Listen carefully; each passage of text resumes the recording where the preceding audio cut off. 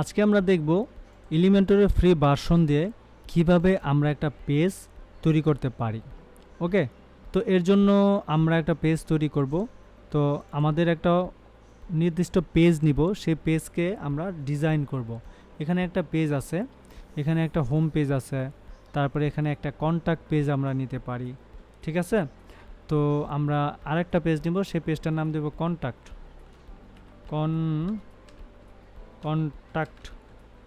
Contact page, দেন publish দিলাম। ওকে, আচ্ছা, তারপর আরও একটা পেজ নেই, সেই পেজটার নাম নিচ্ছি অ্যাবাউট পেজ।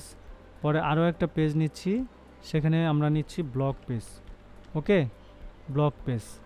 চারটা আমি অল পেজে গেলে কয়েকটা পেজ দেখতে পাচ্ছি, একটা পেজেও কোনো ডিজাইন নাই। আমরা অ্যাবাউটে যাই, অ্যাবাউটে গিয়ে দেখব কোনো ডিজাইন নাই, এরকম হাবলা টাইপের একটা জিনিস আছে। আমরা এগুলোকে সরাই ফেলবো। আমরা সবার প্রথমেই একটা হোম পেজ তৈরি করব। ওকে, হোম পেজ তৈরি করে ফেলবো। হোম পেজে আমরা এখানে অন্য কিছু দিতে পারি, আমরা আমাদের মতো করে ডিজাইন করে। সো এটা আমরা কিভাবে দিতে পারি একটু খেয়াল করো। আমরা এটাতে যাব, এডিট উইথ এলিমেন্টরে ক্লিক করলে ওপেন নিউ ট্যাবে এলিমেন্টরে ওপেন হবে। যেহেতু এটা একটা পেজ বিল্ডার, এলিমেন্টরের দিকে যদি আমরা তাকাই তাহলে বাম দিকে দেখব আমরা এলিমেন্টস আছে, দেন গ্লোবাল আছে। ওকে, এগুলোর দিকে তাকায় লাভ নাই। আমরা এই বেসিক অপশনটাতে দিকে যদি তাকাই তাহলে দেখব এই বেসিকে ফ্রি ভার্সন, আর যেগুলো লক করা সেগুলো আমরা ইউজ করতে পারবো না। ফ্রি ভার্সনে আমরা প্রথমেই এই যে অ্যাড টেমপ্লেটে ক্লিক করলে দেখো এখানে কিন্তু কোনো টেমপ্লেট, অনেক টেমপ্লেট আছে যে টেমপ্লেটগুলো অলরেডি তৈরি করা, কিন্তু তুমি যখন এলিমেন্টর দিয়ে পেড ভার্সন কিনে নিবা তখন অনেক লেআউট বানানো থাকবে, তুমি এগুলো ইচ্ছে মতো ইউজ করতে পারবা। এখানে অনেক পেজ আছে যেগুলো বানানো থাকবে, কিন্তু ফ্রি ভার্সনে ইনসার্ট পেজ নাই। ওকে, ধরো ফ্রি ভার্সনে ইনসার্ট হোম পেজ আছে, অ্যাবাউট পেজ আছে, গ্যালারি পেজ আছে, অ্যাবাউট পেজ, রেস্টুরেন্ট আছে। সো আমি এটাতে ইনসার্ট দেই, get start connect to template, এটা দেখাচ্ছে। সো আমার তো এটা নাই, সো এটা আমি দিতেও পারবো না। এরকম আছে, আমি কিছু টেমপ্লেট আছে এখানে সেভ করে রাখতে পারবো, সেই টেমপ্লেটটাকে সেভ করলেই আমরা এটা দিতে পারবো। সো এটা পরে দেখাবো। প্রথমেই আমি এখানে একটা লগো নিব এবং তোমার এখানে একটা ইমেজ দেখাবো। এর জন্য প্লাস আইকনে ক্লিক করব। প্লাস আইকনে ক্লিক করলে আমরা এখানে অনেকগুলি স্ট্রাকচার দেখব, অর্থাৎ এটা আমি কলাম আকারে দেখছি। এখানে একটা কলাম মানে পুরাটা জুড়া, দুইটা কলাম, তিনটা, চারটা, দুইটা, মানে এগুলো মার্জিন ওয়াইজ। আমরা তো জানি এটা 100%টাকে আলাদা তারা ভাগ করছে। ওকে, আমরা এখানে তিনটা কলাম নিই, তিনটা কলাম নিয়ে এখানে ক্লিক করলাম, তাহলে এখানে তিনটা কলাম চলে আসলো। ঠিক আছে, তিনটা কলাম চলে আসার পর এখানে দেখো ডিজাইনটা চেঞ্জ হয়ে গেছে, সেকশন চলে আসছে। এই সেকশনে ক্লিক করলে এই সেকশনটা থাকলো। এখানে যে অপশনটা আমরা দেখতে পাচ্ছি এটাকে বলা হচ্ছে লেআউট। লেআউটের ভিতরে অনেকগুলো সেকশন আছে, সেই সেকশনের লেআউট হচ্ছে এটা একটা কন্টেন্ট। এই কন্টেন্টটা বক্স স্টাইলে থাকবে নাকি ফুল উইথ পুরা পেজ জুড়ে থাকবে সেটা। ওই যে আমরা তোমার কন্টেনার জানি না, কন্টেনার টাইপ থাকবে কিনা। HTML CSS এ জানি কন্টেনার কি বা বুটস্ট্র্যাপে কি। কন্টেনার মানে 100% জায়গা না নিয়ে একটু জায়গা তারা রেখে দিবে সাইড দিয়ে, এটা হচ্ছে কন্টেনার, অর্থাৎ এটাকে বলা হচ্ছে বক্স। আর ফুল উইথ মানে পুরাটা। তো আমরা এখানে লেআউটে বক্সটাই থাকুক এবং এটা যা আছে তাই থাকুক, কোনো পরিবর্তন করার প্রয়োজন নাই। এবং column gaps, with, height, vertical align, overflow, এগুলো আমরা সব স্টেপ বাই স্টেপ জেনে যাব। ওকে, আচ্ছা, তো প্রথমে এটা গেল সেকশন। এটা হচ্ছে সেকশনে স্টাইল থাকবে, সেকশনে কালার চেঞ্জ হবে, ওভারলে থাকবে ব্যাকগ্রাউন্ডের কালার, সেগুলো আমরা করতে পারি। তারপরে দেখো অ্যাডভান্স কিছু জিনিস আছে, মোশন রেসপন্সিভ, হ্যাঁ, এগুলো তো আমরা জানবো, আমরা না জানলে এগুলো আমাদের হবে না। আমরা সব কিছু স্টেপ বাই স্টেপ জেনে যাব। ওকে, আচ্ছা, তো এর জন্য আমাদের বক্সের ভিতরে আমরা এটার ভিতরে প্রথমে একটা ইমেজ আনতে চাচ্ছি। এই প্লাসটাতে ক্লিক করলে দেখো সেম আগের পদ্ধতিগুলোই আসছে। আগের পদ্ধতি বলতে এখানে আমরা একটা হেডিং দিব, এই হেডিংটাকে ড্র্যাগ করে এটার উপর ছাড়বো, তো ঠিক এরকম একটা অপশন আসবে, এখন তারা লেখা উঠেছে হেডিং। আমি যাচ্ছি হেডিং, এটা এই যে এই কলামটাতে ক্লিক করলে এটা হচ্ছে হেডিং সেকশনটা, আর এটাতে ক্লিক করলে দেখো কলামটা। এখানে অ্যাকচুয়ালি কয়টা কলাম? 3টা কলাম। এই যে আরেকটা কলাম, এই যে আরেকটা কলাম, ওকে 3টা কলাম। আর এই যে কলমের ভিতরে যখন আমি ক্লিক করব, যেহেতু এখানে প্রোডাক্ট নাই বা এখানে ইনফরমেশন নাই, সো কলমটা শো করবে না। এখানে শো করতেছে এখানে হেডিংটা। হেডিংয়ের নাম আমরা চেঞ্জ করে দিতে পারি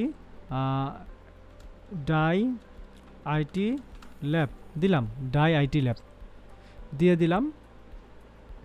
দেওয়ার পরে এখানে আমরা আপডেট দিই, ওকে আপডেট দিয়ে এখানে রিলোড দেই। এখানে রিলোড দিলে দেখো ডাই আইটি নামে লেখাটা চলে আসছে, বাট এটা কিন্তু অনেকটা সাইড থেকে আসছে। কেন আসছে? আমরা বক্সে দেই নাই, বক্সে দিয়েছি। এখন আমরা চাচ্ছি পুরাটা পেজ জুড়েই থাকুক, সো এর জন্য এইটাতে ক্লিক করব। এখানে হোভার করলে এটাতে আসলে দেখো সেকশন আসছে। আমরা বক্স থেকে ফুল উইথ দিয়ে দেন আপডেট দিই। এখন তুমি খেয়াল করে দেখো, রিলোড দিলে দেখো এটা কিন্তু একদম আড়াআড়িভাবে লেগে আসছে না? আমরা এইভাবে দিতে পারি, ভয়ের কোনোই কারণ নাই, যেভাবে খুশি দিতে পারো। এখন আমরা এটাতে আবার ক্লিক করি, কলমটাতে ক্লিক করার পর দেখো এখানে তোমার এটাকে লিঙ্কেবল করা যায়, এটাকে লিঙ্কেবল, ঠিক আছে? আমরা এখানে লিঙ্কেবল করতে পারি। সো এই লিঙ্কেবলটা আমরা এখান থেকে ডাইনামিকলি নিতে পারি বা লিঙ্ক অপশনটাও নিতে পারি। ডাইনামিক ক্লিক করলে এখানে ডাইনামিকটা শো করবে না, কারণ হচ্ছে এটা প্রো ভার্সনে। আমরা একটা কি লিঙ্কটা দেখাতে চাচ্ছি, এই ওয়েবসাইটটা দেখাতে চাচ্ছি, ওয়েবসাইটের ইউআরএলটা সিলেক্ট করে এখানে দিলাম। দেওয়ার পরে জাস্ট আপডেট দিই। এখন আপডেট দেওয়ার পর এটাকে রিলোড দেই। এখন আমি এটার উপরে যখন হোভারটা করলাম তখন দেখো কালার নিচে এখানে একটা লিঙ্ক দেখাচ্ছে, ঠিক আছে? আচ্ছা, তারপরে সাইজ ডিফল্ট স্মল আছে, দেখো ছোট আছে, লার্জ আছে, তারপর আছে তোমার এক্স লার্জ, তারপর হচ্ছে এক্সএস লার্জ, এইভাবে আছে, সব দিতে পারো লার্জ। এখানে হেডিং ট্যাগ HTML ট্যাগ, আমরা H1 ট্যাগ চিনি, H6 ট্যাগ চিনি, রাইট? আমরা H1 ট্যাগ দিয়ে এটাকে করব। H1 ট্যাগ দিয়ে এটা সাইজ দিয়েছি ডিফল্ট, তো ডিফল্ট সাইজ। দেন এটাকে আমরা এটা হচ্ছে অ্যালাইনমেন্ট, এই লেখাটা এখান থেকে এর ভিতরে থাকবে। এটা কি বামে না ডানে কোথায় থাকবে এটা উল্লেখ করে দেয়। এটা দিলে দেখো মাঝখানে, এটা রাইটে, আর এটা জাস্টিফাই বলতে এখানে যেভাবে থাকার কথা সেভাবে দিল। এটা আমরা জাস্ট মাঝখানে দিলাম, ওকে? আচ্ছা, মাঝখানে দিলাম সেন্টারে।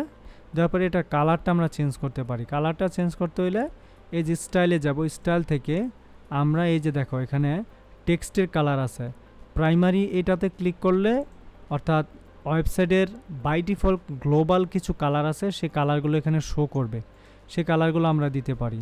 এখন আমরা যদি মনে করি না আমরা আমাদের পছন্দের কালার দিব, সো এই জিনিসটা আমরা এখান থেকেই করতে পারি। এখানে ক্লিক করলে দেখো হোভারটা নিলে মাউসটা কালারটা কিন্তু চেঞ্জ হচ্ছে, তাই না? আচ্ছা, এটা কিন্তু আমরা করতে পারবো না যে তা না। কালারটা নিলাম, এখানে নেওয়ার পর এখানে রাখলাম। আমরা চাচ্ছি এই কালারটা পরের কোনো ধাপে আমাদের ব্যবহার করতে, সেভ করে রাখতে। সো এই যে প্লাসে ক্লিক করলে কালার একটা নাম দিতে পারি, ব্লু দিয়ে দিলাম। দেন ক্রিয়েট দিয়ে দিলাম। এই কালারটা আমরা এই যে এখানে ক্লিক করলে পাবো, দেখো এই যে primary, secondary, text, accent, blue কালারটা দেখছো। পরের স্টেপে আমরা ইউজ করতে পারবো। তারপরে হচ্ছে এখানে লেখার টাইপোগ্রাফিটা আমরা চেঞ্জ করতে পারি। এখানে ক্লিক করলে কিছু বাই ডিফল্ট টাইপোগ্রাফি আছে, দেখো এখানে বাই ডিফল্ট কিছু টাইপোগ্রাফি শো করতেছে। আমরা এগুলোকে চেঞ্জ করে এখানে ক্লিক করলে টাইপোগ্রাফি যে জিনিসগুলো সেগুলো আরও বিশদভাবে বের হয়ে আসতেছে, ওকে? আচ্ছা, কিভাবে? টাইপোগ্রাফিতে যখন ক্লিক করি তখন দেখো ফ্যামিলি আছে, সব কিছু কিন্তু আমাদের CSS এর সাথে সম্পর্ক আছে, খেয়াল করে দেখবা। Family, size, with, transform, style, decoration, line height, line space বা লেটার স্পেস, ওয়ার্ড স্পেস, এগুলো কিন্তু সবই আমরা HTML CSS শিখেছি। এখানে আমরা রোবটে থেকে আমরা নিতে পারি পপিন্স। আমার প্রিয় হচ্ছে পপিন্স আর কি, এই যে পপিন্স, এটা নিলাম। এটা দেখতে সুন্দর এবং এটার সাইজটা বাড়াইতে পারি। বাই ডিফল্ট কোনো সাইজ নাই। আমরা এটাকে দেখো REM, তারপরে ভার্টিক্যাল যেভাবে খুশি নিব, কিন্তু আমরা বাই ডিফল্ট এটা সিলেক্ট থাকে পিক্সেলে। আমরা এটাকে ছোট বড় করতে পারি, কোনো ব্যাপার না। হ্যাঁ, 50 স্টাইল দিলাম, 50।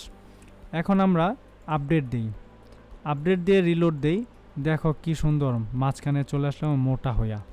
সো এটাকে আরও স্টাইল করা যায় টাইপোগ্রাফি, এটা উইথটা লেখার মোটাটা আমি দেখো এখানে বোল্ট দিলাম, আরও মোটা হয়েছে। এখানে যদি এক্সট্রা বোল্ট দেই দেখো অনেক মোটা হয়েছে, এটা করা যেতে পারে। ট্রান্সফর্ম কি আপার কেস, এটা ছোট অক্ষরে আছে, আপার কেস দিলাম দেখো সব বড় অক্ষরে হয়ে গেছে, এটা তো আমরা জানি তাই না। আচ্ছা পরে স্টাইলটা কি দেখো, নর্মাল, ইটালিক একটু হেলে থাকবে, অবলিক এটা চেঞ্জেবল না, ইটালিকভাবে দিতে পারি, কোনো ব্যাপার না। আমরা এটাকে তোমার নর্মালি দিতে পারি। ডেকোরেশন এখানে দেখো আমরা কি HTML এ কাজ করেছিলাম না টেক্সট ডেকোরেশন, সেই ডেকোরেশনটা হচ্ছে ওভারলাইন, এই যে আন্ডারলাইন, দেখো আন্ডারলাইন দিয়ে আমরা ডেকোরেশন দিতে পারি। লাইনের হাইট, এই যে দেখো লাইনটার হাইটটা কোথায় থাকবে, এটা 100%। আমরা লেটার স্পেস, এই যে বর্ণর স্পেস দিতে পারি, খেয়াল করে দেখো, দেখছো একটু দূরে দূরে গেল কিন্তু তাই না। আমরা লেটার স্পেস দিতে পারি, ওয়ার্ড স্পেস দিতে পারি। এখানে কয়টা ওয়ার্ড, 2টা না 3টা, 3টা ওয়ার্ড, এগুলো স্পেস দেওয়া যেতে পারে, সেভাবে আমরা স্পেস দিতে পারি, কোনো ব্যাপার না, এগুলো চেঞ্জেবল, ঠিক আছে। আচ্ছা এই স্টাইলটাকে যদি আমরা চাচ্ছি, এই ফন্টটাকে যদি আমরা সেভ করে রাখতে চাই, সেম আগের পদ্ধতি, এখানে যাব, এখানে গিয়ে লিখব টাইপোগ্রাফি পপিন্স, পপিন্স লিখে ক্রিয়েট দিলাম, জাস্ট এটা সেভ হয়ে গেল। এখন আমরা এখানে যাই, দেখো পপিন্স নামে একটা স্টাইল সহ সে সেভ করে ফেলছে। এখানে গেলাম সেকেন্ডারি, এইভাবে আসলো, আবার এখানে আসলাম পপিন্সে দিলাম, দেখো পপিন্সের স্টাইলটা সে পাইয়া গেল, ঠিক আছে। আপডেট দিলাম, আপডেট দেওয়ার পর দেখো এটা কি হয়েছে, ওয়াও ডিজাইন হয়ে গেছে। আমরা এটাকে চেঞ্জেবল করে আন্ডারলাইনটা তুলে দিই, ওকে, বেশি সুন্দর লাগবে। আন্ডারলাইনটা তুলে দিলাম, এই গেল আমাদের একটা টেক্সট বা অ্যানিমেশনের স্টাইল, ওকে। আচ্ছা পরের ধাপে আমরা দেখি টেক্সট স্ট্রোক, এটাতে ক্লিক করলে দেখো টেক্সটের কিছু কালার আছে, সেটা তো আমরা জানি, এই যে চেঞ্জ আমরা করব না, আমরা এটা দিব ব্লু। টাইপোগ্রাফি সেটা আমরা জানি, এগুলো চেঞ্জেবল না। আমরা স্ট্রোকে যদি খেয়াল করি, এই যে খেয়াল করো এখানে আমরা কি দেখেছিলাম, প্রথমে আমরা স্টাইলে আসার পরে text style, typography, text stroke, এটাতে ক্লিক করলে দেখো, এটাতে তাকায় দেখো স্ট্রোকের একটা কালার আছে, দেখছো এই যে টেক্সটটা কেমন জানি হবে, একটু বেশি মোটা মোটা, এই যে দেখো বেশি মোটা মোটা, হ্যাঁ মোটা মোটা, এবং এর কালারটা আমরা চেঞ্জ করতে পারি। কালারটা হয়তো বোঝা যাচ্ছে না এখানে, টেক্সট স্ট্রোক মানে এটাকে কতটুকু মোটা। এবার টেক্সটের যে শ্যাডোটা নিচে দেখো, এখানে কিন্তু কোথাও কোনো শ্যাডো নাই, টেক্সটের কোথাও কোনো শ্যাডো নাই, রাইট। আমরা একটু শ্যাডো টাইপের দিব, টেক্সট শ্যাডোতে গেলে এই যে ব্লার, খেয়াল করে দেখো ব্লার, এই যে ব্লার হচ্ছে কিন্তু, এবং হরিজন্টাল ব্লারটা আমরা হয়তো দেখতে পাচ্ছি না খালি চোখে, আমরা একটু পরেই দেখতে পাবো ব্লারটা, এই যে ব্লারটা দেখছো, এই যে লেখাটা উপরে, এটা কেন আসছে যে খেয়াল করে দেখো, এটা যদি আমরা দেই তাহলে দেখো এই যে কোথায় আসছে, ভার্টিক্যাল, এই যে নিচে এটা দিলাম, ঠিক আছে। এটা -1 দিলাম, 0 দিলাম, খেয়াল করো, এবং এটাকে তোমার এইটি দিয়ে এই যে এটাকে রাখলাম এইভাবে, তারপরে এটাকে ব্লার করে দিলে বেশি স্ট্যান্ডার্ড বা সুন্দর লাগে। এখন আমরা আপডেট দেই, এখন আপডেট দেওয়ার পরে আমরা কি দেখব